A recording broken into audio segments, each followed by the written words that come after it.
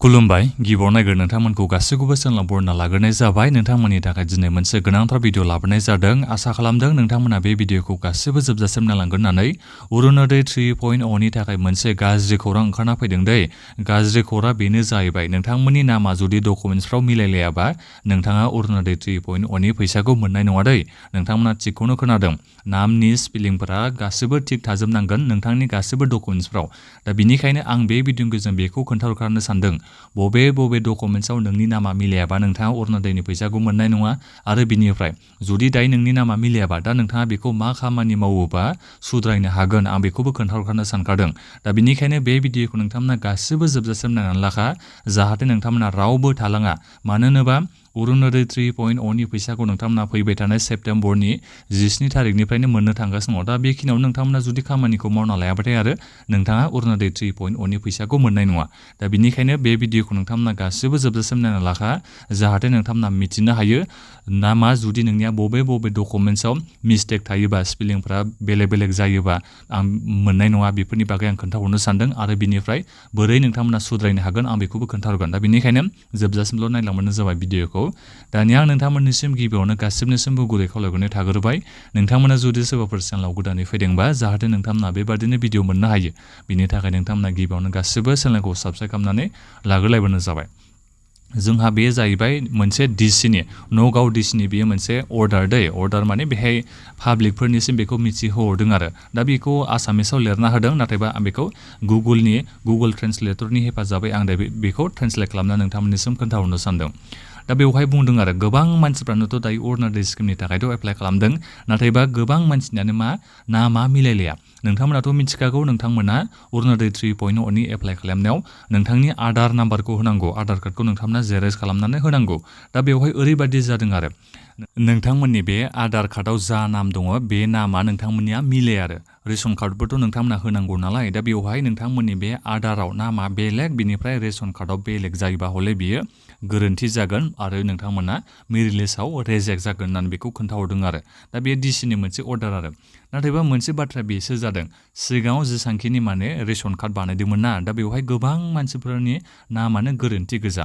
दा अब्ला बिथांमोना बेखौसो बुंनो नांगौमोन रेशन कार्डनि नामखौसो बिथांमोना कारेक्ट खालामनो खावलायनांगौमोन। नाथायबा बिथांमोना माखौ बुंदों दायो आधार कार्डनि नामखौसो एबा नामा जुदि नोंनिया आधार कार्डजों मिलायलाबा नोंनि बे आधार कार्डनि नामखौसो सोलायनो थिनबाय बिथांमोना। नाथायबा बेबादि जाथावनो नाङामोन। दा बे जाहैबाय जोंहा नगाव डिसि अफिसनिफ्राय बे नगाव जायफोर नगाव डिस्ट्रिक्टनि बिथांमोननि थाखाय बे अर्डारा फैदों आरो नाथायबा जोंनि बिटिआर ओनसोलाव दासिमबो बेबादि अर्डारा फैथ'वाखै। जानो हागौ खोमा बियो एसे उनाव सोलायनोबो हागौ खोमा। मानो होनोबा आधार कार्डआवथ' गोबांनियानो नामा ओरैनो मिस्टेकथ' थाखानाय नङा। आधार कार्डआबो थिगानो थागोन भटार कार्डजोंबो थिगानो मिलायगोन बियो बिनिफ्राय पान कार्डजोंबो मिलायगोन। नाथायबा रेशन कार्डआवसो गोबां मानसिफोरनि नामानो बेलेग गोजा। सिगाङाव जाखिनि जायफोर सिगांनिफ्रायनो रेशन कार्डनि जोहै माइरं मोनबाय थायो बिथांमोननि नामफ्राथ' मिलायजोबानो। दा बिनिखायनो बिथांमोना मोनसे नङा मोनसेखौथ' खामानिखौथ' मावना होखानांगोन। बेबादिबा गोबां मानसिफ्रानो अरुणोदय 3.0 नि फैसाखौ मोननाय नङा।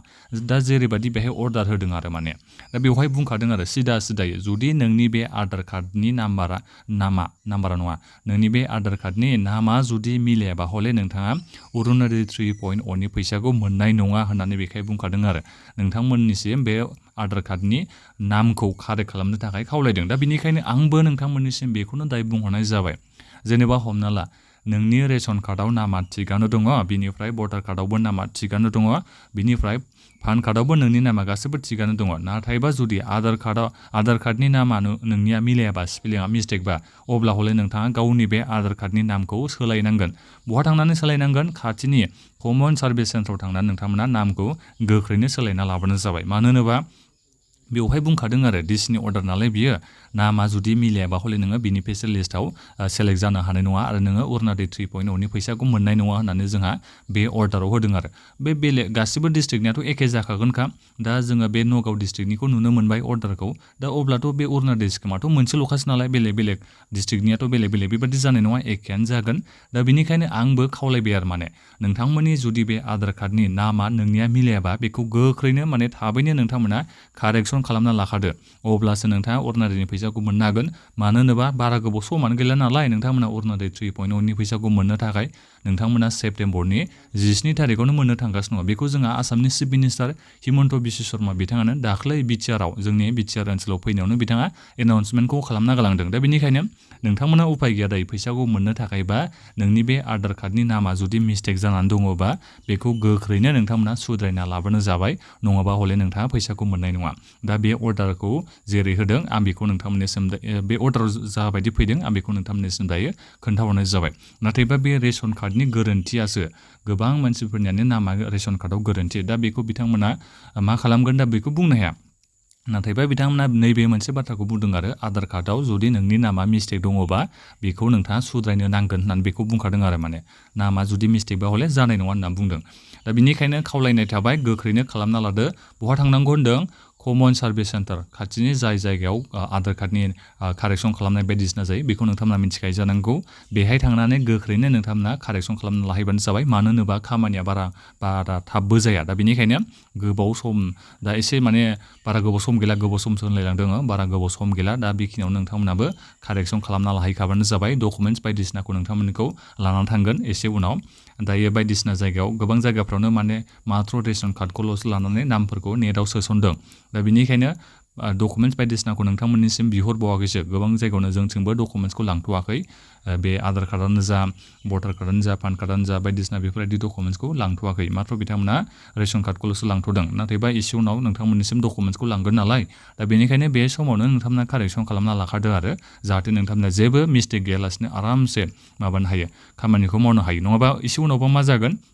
जेनेबा हमना ला नोङो नाम गोरोन्थिनो नोङो एप्लाइथ' खालामबाय नाथायबा नोंनिया रेजेक्ट फैबाय दा रेजेक्ट फैनाय लोगो लोगो नोंथाङा हाखु दाखु सुद्रायनानै नोङो डिसि अफिसाव नङाबा ब्लक डेभेलपमेन्ट अफिसफ्राव नोंथांमोना थांनानै एप्लाइ खालामना लाहैनांगौ जागोन आरोबाव फर्म गोदान हैनांगौ जाहैलायगोन दा बेनिखायनो एसे उनावबा नोंथाङासो गावनो माने कार्डआवनो थांथिंलाबाय थानांगौ जाहैगोन आरो उसुबिदा जाहैगोन दा बेनिखायनो बे सान्सावनो खालामना लाखादो आरो जुदि नोंनि बे आधार कार्डआव नोंथांनि नामफोरा जुदि मिस्टेक दङबा दा बेखिनियानोमोन बे भिडिअखौ नोंथांमोना गासिबो मानसिफोरनो शेयार खालामना होथारबानो जाबाय जायफोर बिथांमोना अरुणोदय स्किमनि थाखाय एप्लाइ खालामनाय नङाबा गोबां मानसिफ्रानो अरुणोदयनि फैसाखौ मोननाय नङा दा बेखिनियानोमोन माबाफोर सोंनांगौ दङबा कमेन्ट खालामदो आरो बिनिफ्राय चेनेलाव नोंथांमोना जुदि सोरबाफोर गोदानै फैदोंबा चेनेलखौ साबस्क्राइब खालामनानै लाबोनो जाबाय नोंथांमोना बेबायदिनो भिडिअखौ मोननो हागोन गोजोन्थों।